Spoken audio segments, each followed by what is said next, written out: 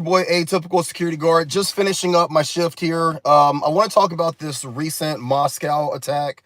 Apparently, there was an attack on a concert or something similar, potentially 133 or upwards of 150, maybe more people that unfortunately lost their life. And it's being reported that ISIS is claiming responsibility for this attack. The reason why I wanted to come on tonight and talk about this is that this situation is a snapshot, in my opinion, of what we have to look forward to in the coming months and potentially before the end of the year.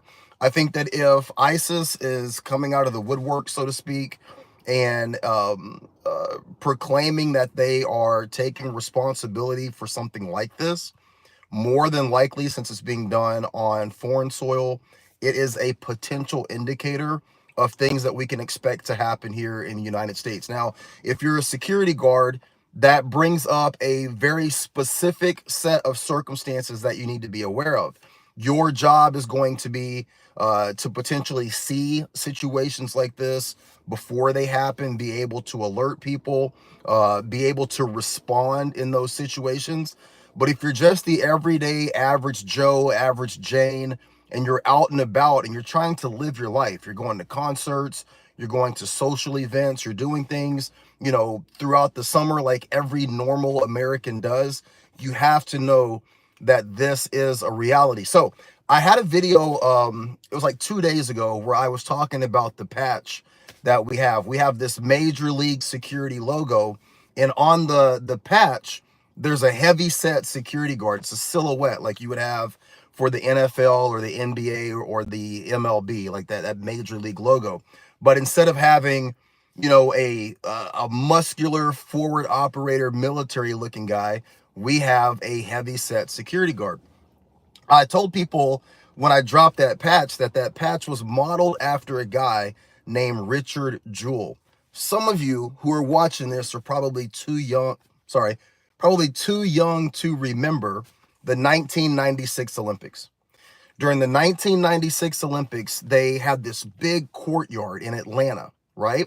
And after the events, the Olympic events, they would have concerts. And so working the concert was a security guard by the name of Richard Jewell. This guy was like your quintessential security guard. He was overweight. He was a little socially awkward. He was that guy that when we think about security guards, we think about this guy, right? He was always doing too much. He was way too involved. A lot of people, even working with him at the 96 Olympics, they kind of made fun of him. He was just kind of goofy, kind of awkward. Well, on the night of this situation, he's working in this courtyard. There's a huge concert going on, and he's watching, he's observing, and he sees a guy that doesn't look like he belongs. Now, not that he doesn't belong there at the concert, but the guy's just not doing anything. He's not watching the concert. He's not interacting with people. He's not jovial. He's not dancing. He's just there. And he has a duffel bag. And Richard Jewell sees this guy set this duffel bag underneath a bench. And all of the training, all of the extra time that he puts into his job, taking his job seriously, being extra and doing too much, something clicks that this is a potential problem. Richard alerts his supervisors, and they all think that he's crazy. Richard tells the organizers of the concert that there's something wrong, that there's a bomb, that he knows that this thing is this is a bad situation. And everybody at every turn tells him, stand down, calm down, right? Richard continues to press the issue until the point that he ultimately tells his supervisors he's willing to put the remainder of his job on the line. He knows this guy just planted the bomb and they've got to start evacuating people. They take him at his word. They start to evacuate people, and as they're moving people away from the stage, boom, big explosion. The explosion causes untold damage, harms multiple people. I still don't remember if people died, but the point is that Richard Jewell saved countless lives that night. Ultimately, he is held as a hero in the immediate aftermath of the situation, but most people just couldn't fathom the fact that someone like Richard, a security guard, an overweight security guard, a guy that didn't have a lot going for him, there was no way that he could have known that this was going to happen. And so ultimately, they ended up accusing him of being the bomber. Guys, there's some great movies out there. There's a Clint Eastwood movie about this. There's actually a Netflix series called Manhunt where they talk about this, right? Now, ultimately, they found out that the bomber was a guy named Eric Rudolph. He was a serial arsonist. He used to blow up abortion clinics. But Richard Jewell studied. He looked into all of the training that came along with this stuff. He knew, based off what he did, that something was wrong that day. And he saved lives. Why am I telling you guys this? I'm telling you guys this because there's 5 things that Richard Jewell did on that day that I need each and every one of you to do, whether you're a security guard or whether you're just an average person, because I am telling you, the same way that Richard Jewell told people that it is inevitable. What we are seeing all across the world, what we're seeing right now in Moscow, what we've seen play out time and time again in other areas, France, the United States before, I have no doubt that this situation is going to happen here. And it is up to each and every one of us to be diligent and vigilant to not only make sure that if we're working in a security capacity, that we're helping to save people, but if we're with our families. Hell, if you're just out there and you're enjoying those concerts, you're enjoying those things, that you're able to help people in the same way that Richard helped people. I've got some notes here. What was the first thing that Richard did? Number 1 is he observed. While he was working in a security capacity, he was watching his surroundings.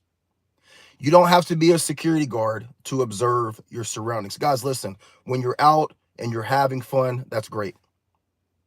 But look around. They say intention has a smell. As someone who works in a very bad environment on a daily basis, I can tell you when the people walk in that have nefarious intentions, the people that want to come in and steal, the people that want to come in and harass, the people that ultimately come in and cause problems, destroy anything and everything. I can tell you there was one moment when they came in the store, I saw them and I knew that's the guy. I'm going to get a call about this guy in about 5 minutes. Observe your surroundings. Look for things that are out of place. I can't tell you what that's going to be, but you'll know when you see it. Okay.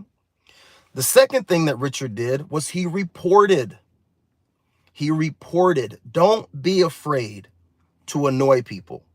If something looks like it's out of place, if something looks like it's amiss, if somebody doesn't seem like they fit in the environment that you're at, they're wearing something a little bit different, they're acting in a little bit of a different way, don't be afraid to report that. Guys, do you remember, man, it's like our news cycle moves so quickly, but do you guys remember the Air Force guy that set himself on fire a couple of weeks ago? Right? This guy's in full uniform. He's walking in front of one of the foreign embassies in Washington. He's got his phone out. He's got a tumbler full of some sort of liquid, and he's making a video as he walks over to the gate. And you can hear the guards kind of calling out, "Hey, what are you doing? Hey, what are you doing?" And there's a moment where he sets his phone down and he stands right in front of the gate. He pours the liquid all over his body. At this point, people should have been moving in, right? Clearly, that's not normal behavior. That is what I'm talking about. You see someone walking in an area that they shouldn't be walking. You see someone doing something that just doesn't quite make sense. Don't be afraid to report it. It's okay. It's okay to be that squeaky wheel because you might be reporting something that saves people. Number 3, situational awareness. Everything from observe and report all folds into number 3, which is situational awareness. Knowing your surroundings, knowing where you're at, knowing where your exits are. communicating to your family, communicating to the people that are with you and around you, where the exits are, where you're going to meet up if something were to happen. Having a plan in place before you go to that event where you're going to have fun, you're going to relax a little bit, but knowing what you're going to do in case something does happen, right? The number 4 thing is to be educated. Now, for some of you, you don't want to have a firearm, you don't believe in firearms, you're never going to carry a firearm. That's okay. Educate yourself in something else that can be of service. Medical response. Emergency triage. Do you know how to apply a tourniquet? Do you know how to pack a wound? Do you know how to do a fireman's carry if someone is hurt? There's so many things that all of you guys can do and contribute in the event that something tragic happens. You don't have to be that first responder with the firearm that runs towards the gunfire or runs towards the bad guy. There are so many things that you can do and you can be of service. Educate yourself in whatever capacity or fashion that you feel comfortable. If it's medical, if it's emergency communication, if it's being able to, usher people from one place to another in the middle of a dynamic situation, whatever it is. Educate yourself in a way that you can be of service when shit hits the fan, right? Number 5 is principles. What do I mean by principles? Richard Jewell had the principles that at the end of the day, he knew in his heart that something was wrong, and he was willing to put his job. And this guy loved his job. Working in that security capacity at the Olympics was probably at that point the biggest thing he was going to ever have in his life. And he was willing to put that job the next day. I'll put my job right now on the line to protect these people. And if I'm wrong, fire me. He was, as the kids say, standing on business. I personally, my principles are, I don't go anywhere without a firearm. I don't go anywhere without a firearm. I don't go anywhere without a plan. I don't go anywhere without being aware of my surroundings. I stand on business. If I can't take my firearm to a location, I'm not going. It's that simple. If I don't feel comfortable, if I don't have a plan in place, if I can't be protected, my family can't be protected, we will not go. It's that simple. I stand on my principles.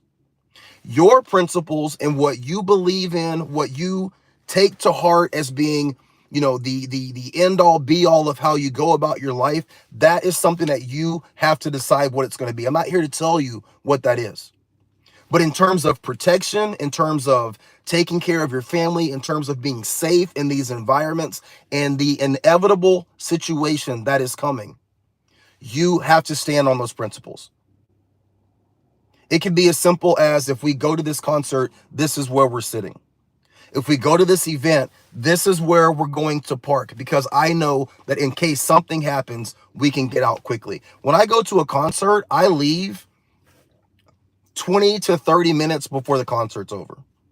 Every single time.